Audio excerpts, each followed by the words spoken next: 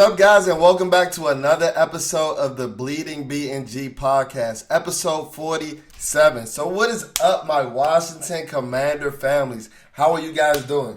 If you guys on YouTube, check it out. New backdrop featuring the Washington Commanders logo. Just a sign of many things to come over here at Bleeding BnG. So we're getting this whole space looking YouTube ready because we're trying to become them YouTube baddies, them YouTube stars. That's what we're trying to become over here at Bleeding BnG. So just slight, improvements to our aesthetics and things like that coming for the page. So I'm glad that you guys are checking us out, and I appreciate you guys in the Washington Commanders family. But this is episode 47 of the Bleeding BnG podcast. So I'm going to call this episode the Free Agency Week 1 Recap. The Free Agency Week 1 Recap. And like I do for all of my episodes, guys, I want to give you guys a time stamp for this episode. So today is actually Tuesday, March the 22nd.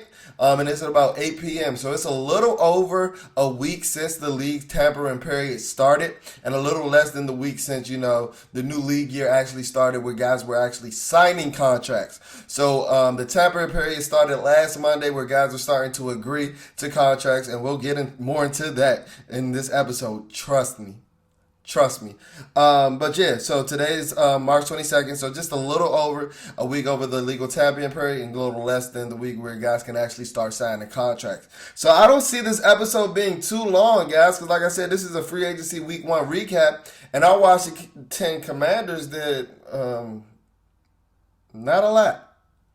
They didn't do much at all. So we're going to start with the people that we lost from the previous Washington football team, or our Washington Commanders roster.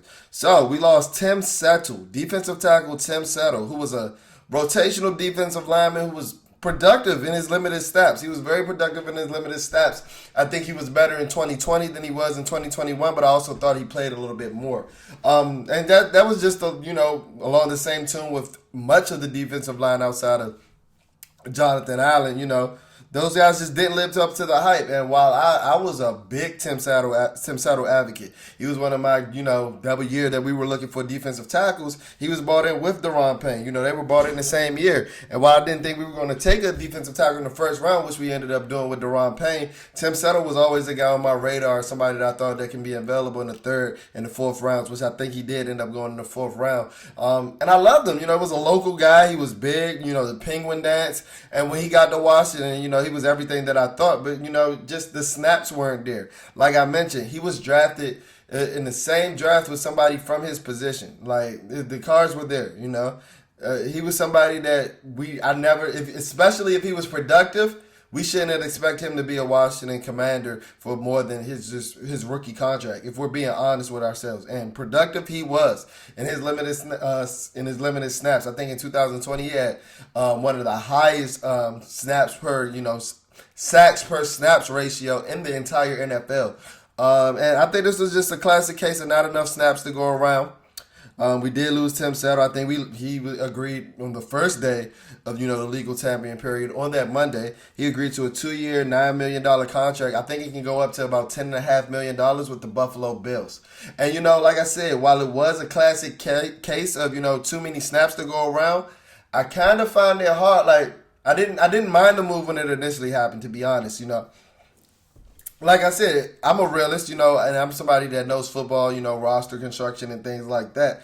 And, if Tim Settle was going to be productive and live up to that fourth round billing, where it's not a high draft pick, but like guys from, the second, the third, the fourth, and fifth round, those are guys that are really making up your football team, right? That is the meat and potatoes of your football team. So it's not like, an undrafted free agent or a seventh rounder. These guys are really important to a roster. And if we expected him to perform to that fourth round billing, being that he was brought in with Payne, we were going to have to make a decision. And we're ultimately always going to make a decision with the first round pick, even if they show some semblance of hope, which Payne has shown more than just the semblance. While we have been down on him and making him want to be our biggest trade chip of this offseason, me included, So Deron Payne is a really productive player. He is. He's really good. I think he had a better 2020. But like I said, just the two with the entire defensive line, them guys just didn't live up to the hype this past year. But I'll be remiss to say he was a bad player, or we should have signed Tim Saddle and looked to trade Deron Payne. Nah, not even with all the money involved. Like, there is a drop off there in play. There is. There's a reason why, through different regimes, Tim Settle was still a rotational defensive tackle. Productive, but he couldn't give you a snap in and snap out, or as many snaps as Deron Payne does. He couldn't. Like, let's just be real with ourselves about that one. So, I mean, shout out to you, Big Tim. I loved your penguin dance. Like I said, I wasn't really bummed about the move, but in the coming days after, we did release Matt Ioannidis. So that makes one of our biggest strengths on our team in the defensive tackle position become one of our biggest weaknesses almost instantly. And I think that's where really I was bugged out about the Tim Settle move after. Because like a 2-year, $9 million contract, that's not crazy. And that's something that we can afford even if you're giving Commander Carson Wentz $28 million. You know, even if he's a $28 million hit to the cap. You could afford it a 2-year, $9 million contract, especially for somebody who was as productive as Tim Settle. If you're going to cut Matt Ioannidis, just flat out cut him. So I'm still trying to figure out the vision for this roster and what we're seeing. Like I told you guys last week, I think that this front office isn't very sophisticated. I think that they're short-sighted. And like a lot of these moves that followed the Carson Wentz move, we touched a lot on that. And I really won't be going too much in depth on Carson Wentz or Landon Collins. If you guys want to hear my opinions on those moves, please check out our last episode. I really went in. I love that episode because I formatted it well, and I think that you guys should check it out. I think that it's worth your time. But getting back to the guys that we lost Matt Ioannidis. We flat out cut him. He eventually did sign with the Carolina Panthers to be with his college coach, Matt Rule. But I'm just like, so we went from having a dominant defensive tackle room, even with this shaky year, to like John Allen and Deron Payne. Like, what do we do after that? And we can't, these are 300-pound linemen. These aren't guys that's going to be playing 100% in the snap. So, like, where is the rotation now? I'm not counting on David Bada. I know James Smith-Williams is kind of like a hybrid. He played defensive end and he played defensive tackle at NC State where he played. And I'm not opposed to it, but we still need more. And I'll touch bases on that a little later in the episode. So keep going along the line on the guys that we missed. So we've touched bases on Tim Settle and Matt Ioannidis so far. Brandon Sherf. We knew this was happening. Sayonara, my guy. And guys, the reason that I'm so like harsh, if you guys want to call it, on Brandon Sherf, is because Brandon Sherf didn't want to be here. Like, let's be honest. And now, while he may have his reasons, very well may so have his reasons. You know, Brandon Sherf is a guy that was close to Trent Williams, and with that saga, that probably scared him off Washington a bit. But we also have to remember, he had already signed one of those franchise tags before the Trent Williams saga. So we can look, and he may be looking at how the organization treated Kirk Cousins. Not saying if it was right, wrong, or if different, but he may have looked at it and was like, yeah, I can't be that guy. Or I'm going to be that guy, pimp them for everything they're worth, and then I'm going to get out because I don't want to be here. I don't want to be here in the long run. Just like Kirk Cousins. Brandon Sherf really hit us with the Kirk Cousins special. Maximized every dollar while giving us half-ass play. Talented for sure. Just like Kirk is talented. But giving us half-ass play, cutting the check, and then leaving for an even bigger bag. Brandon Sherf pulled the Kirk Cousins special, and I'm not mad at him. Peace. Because I was a little younger, 4 or 5 years ago when that was happening with Kirk. Good riddance, my dude. I don't want nobody that doesn't want to be here. Bye, Brandon Sherf. Bye. This is a guy, I think they said that he missed 24 games over the last 4 seasons. So you holding us hostage, and then you over here playing 10 games a season, bro? Bye. Especially for this contract that the Jacksonville Jaguars gave us, man. A 3-year, $49.5 million contract that can be worth up to like $52, $53 million. But watch this. Watch it just be our luck. I was about to ask, is 10 games really worth that type of contract? But watch it be just our luck that he returns back to his all-pro fashion. even though he didn't deserve it in 2020. Brandon Sherf was an all-pro player in 2016 and 2017. I will be the first to admit it. The players declined since then. The players declined since then. And I know a lot of you guys may not realize it because you don't watch interior line play. Trust me, his players declined since then. But watch it be our luck that he returns back to that 2016-2017 form playing with the Jacksonville Jaguars. And I don't know what the hunting scene is like in Jacksonville. It might be good. Because I always thought that he was going to go to some Midwest that, he loves shooting his ducks. He should love shooting his ostrich or whatever he's shooting out there. And maybe that's what led him to Jacksonville without the state tax and things like that. But hey, man. Peace, Brandon Sherf. Peace, Brandon Sherf. Don't let the doorknob hit you with a good man split you, bro. I'm sick of that. I'm sick of guys acting like they want to be here, giving us the Russell Wilson political answer press conference. I don't know who did it first, Kirk Cousins or Russell Wilson. But it's clear that you don't want to be here. Just be honest. And I know you can't be, and I know you won't be. But just know that we see through it over here at Bleeding BnG. We do. We do. So sticking along the offensive line, my guy Eric Flowers was cut. Eric Flowers had a $10 million cap hit. And, I think that this was kind of predictable after the Carson Wentz trade. Like I told you guys last episode, there was sure to be more dominoes to fall. Landon Collins was just the first. He wasn't the only. He wasn't the only. Like I told you about Matt Ioannidis. Matt Ioannidis, his agent is beefing with us. Matt Ioannidis hates us now, bro.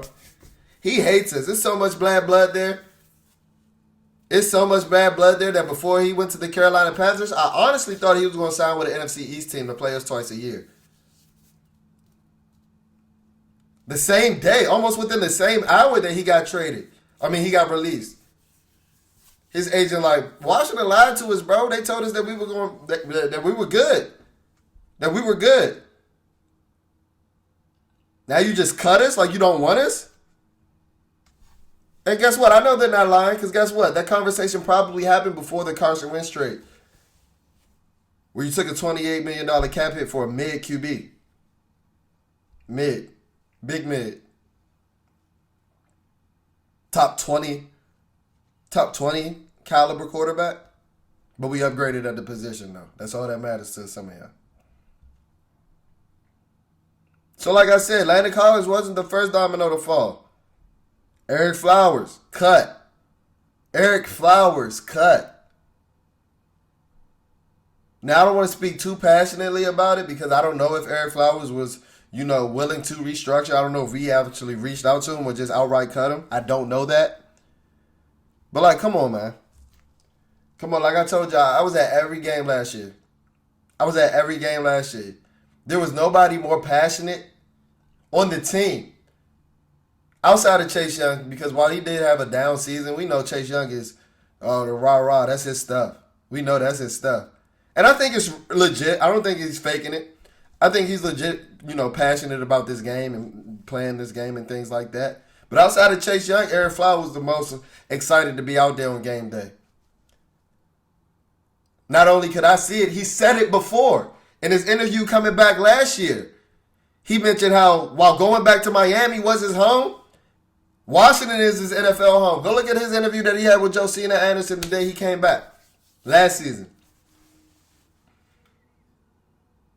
And this is a guy who was arguably our best offensive lineman this year. I know a lot of us love Charles Leno. We love his family. We love his wife. We love communicating with them. I'll take Eric Flowers. I'll take his play over Charles Leno's last year. Shout out to Charles Leno. You're not a bad guy, but you did get my man Ryan Fitzpatrick hurt, if we're being honest. I think a lot of people have seemed to forgotten that. And if you're in that Washington Commanders community, you know exactly what I'm talking about. But shout out to Charles Leno. Great dude.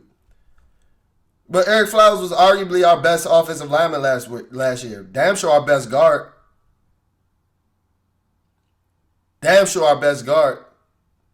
Yes, I'm looking at you, Brandon Sherf. I told you.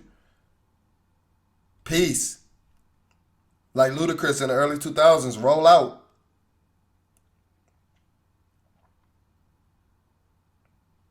So these dominoes continue to fall. Like, and like I said, like a guy like Eric Flowers, that's where it really like starts to puzzle me, right? Because this is a guy that clearly wanted to be a Washington Commander. So is taking a $28 million hit for a top 20 QB worth that? Losing your guys that were productive for you? And then I really almost lost my shit when the same day that, we were, losing all these guys, cutting all these guys, it was reported that my guy, the guy that I told y'all in September was better than Chris Thompson, the guy who I am a president of his fan club, the guy who I think is the second best offensive player on this team, it was reported that he was going to the Buffalo Bills. My guy, J.D. McKissic, on a 2-year, $7 million contract. And that's why I was so pissed at first. We couldn't give my man J.D. $3.5 million. That's what I was thinking. But remember, it was the legal tampering period. And my guy, J.D., just proved to me that he was who I thought he was. My guy. He ended up spurring the Buffalo Bills and re-signing with Washington when they matched the contract. Leaving the Buffalo front office in shambles. They still talking about that shit today. Get over it, Brandon Beane. Oh, crybaby ass. JD, man, you didn't let your boy down. They know. Everybody listening to this podcast, watching this podcast, they know. You probably had me in mind when you was signing that thing. You was like, nah, man, we can't leave my man stunning over at Bleeding BnG. We can't. Not the president of my fan club, but guess what? Your boy back for 2 terms. Term 2, and I'm here for another 2 years at least. Shout out to J.D. McKissic, man. I was so excited when he spurred them boys. Like I said, he just proved to be the person that I knew him to be.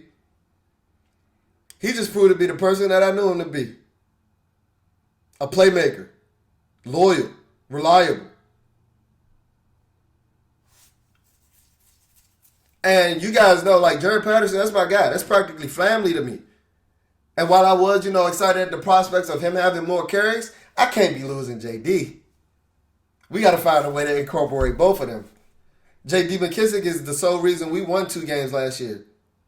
If I'm not mistaken, it was the Atlanta game and the Seattle Seahawks game that he ended up getting injured in. I don't think we win either of those games without J.D. McKissic. The best third down back in the league.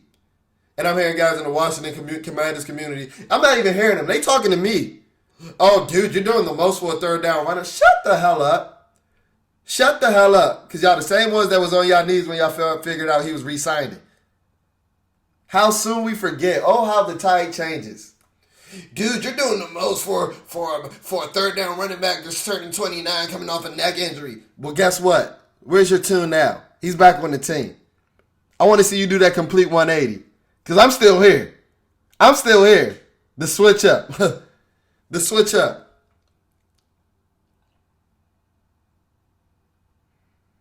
So J.D. McKissic returned to the Washington Commanders on a 2-year, $7 million contract. So now let's go on to the guys that we gained in free agency. Like I told you, it ain't much. I ain't even expect this episode to go this long. But hey, we here. Your number one content hub for the Washington Commanders over here at Bleeding BnG. So we signed J.D. McKissic to a 2-year, $7 million contract. We also added Andrew Norwell to take some of that hit away from, Brandon Sherf and Eric Flowers not being on the team anymore. Andrew Norwell is a guard who's entering his age 31 season. He was actually brought in. He wasn't drafted. He was undrafted, but brought in by the Carolina Panthers when Ron Rivera was there, and they turned him into an all-pro player. Signing the largest contract at a time for a guard in 2018 with the Jacksonville Jaguars, ironically. So he returns to Ron and Company on a 2-year, $10 million deal with just $5 million per year. And while I like the move, because I remember how good he was in Carolina, I don't follow the Jacksonville Jaguars as heavily. I don't. I know about a lot of people on the team, but I don't know how they produce snap in and snap out. I don't. Just being transparent. But I have to wonder, like, if his play didn't drop off so much, how does he go from the highest contract for a guard in NFL history to a 2-year, $10 million deal? Is he giving Ron the homeboy discount? I know he already got his money, but, like, he's only 30. Like, I don't think he's taking pay cuts. Unless he's giving Ron the homeboy discount for bringing him in and things like that, coming out of college. But I also think that he has the potential of being a little bit better than Eric Flowers. A tad bit. But Eric Flowers was very productive. So while I'm not mad at the move, like, I need more. I do need more. We've had a couple of restructures to open up a tad bit more space. But we're still a little bit strapped because of Carson Wentz. We're still a little bit strapped because we have a mid-quarterback taking a $28 million cap hit.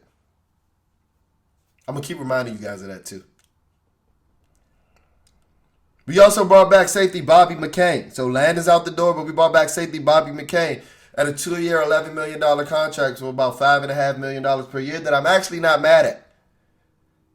Like, you guys know, I was calling Bobby McCain out early in the season because he had the audacity to call us out as fans like their play was up to par.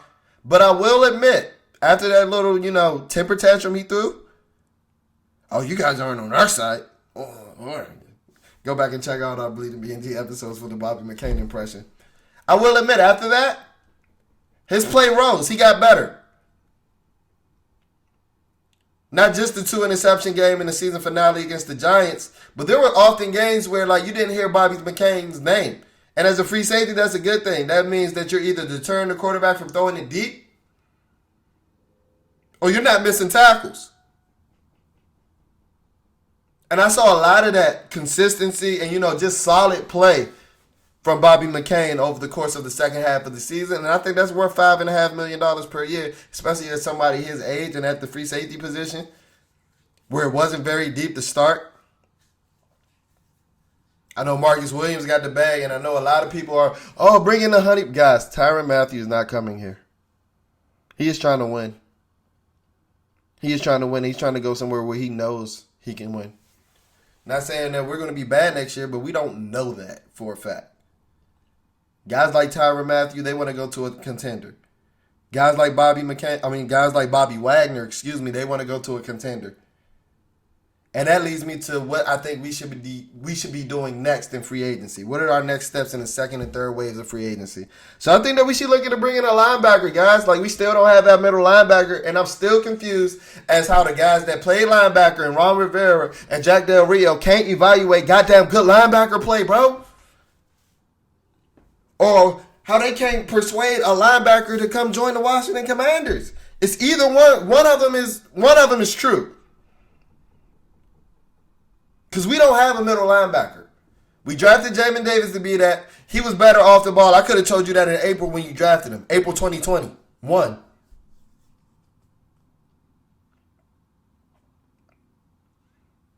And if I go out there in September and I see goddamn John Bostic or David Mayo taking snaps in the middle of my defense, I'm jumping the fence. I'm jumping the gate. Somebody on the team got to fight me on the field. I better not see it. So as far as next moves, if you got to go get an A.J. Johnson from the Denver Broncos, do it. If you got to get a Dante Hightower from the New England Patriots, who's not what he once was, but he's better than the zeros that we have on this roster, do it. If you got to get a Danny Trevathan from the Chicago Bears, who also isn't once what he once was, but he's only 31 and better than the zeros that we have on this roster, do it. Do it. We need a middle linebacker, bro. We need it. And my preference would probably be Alexander Johnson because he has had 2 really good, strong seasons back to back. And he's dynamic. He has some popping with him in the run game. And also pretty decent in coverage. Not exceptional. But that's supposedly what Jamin Davis and Cole Holcomb are there for. Bring me Alexander Johnson. Bring him. Bring me a linebacker. I ain't even going to be greedy. Bring a linebacker. Because I can play linebacker better than David Mayo. I promise you that. I better not see a number 51 on the field again. I better not see a number 51 on that goddamn Washington football team, Washington Commanders field again. FedEx Field. I better not see it. Also, a lot of people are harping on us to bring in another wide receiver. That's what the draft is for, guys. I'll touch a little bit on that at the end of the episode. That's what the draft is for. We're not going to sign any big-name wide receivers when we have a Terry McLaurin extension on the books. Just the optics of that isn't good. Just the optics of that. Why would you give another receiver big-time money when one of the most productive receivers that you've had in this franchise history, yeah, I'm willing to say that after 3 years, is still on his rookie deal? The optics of that isn't clean. So we're not signing any big-name wide receivers. I knew that going into free agency. I'm just explaining to you guys why. So stop begging for it.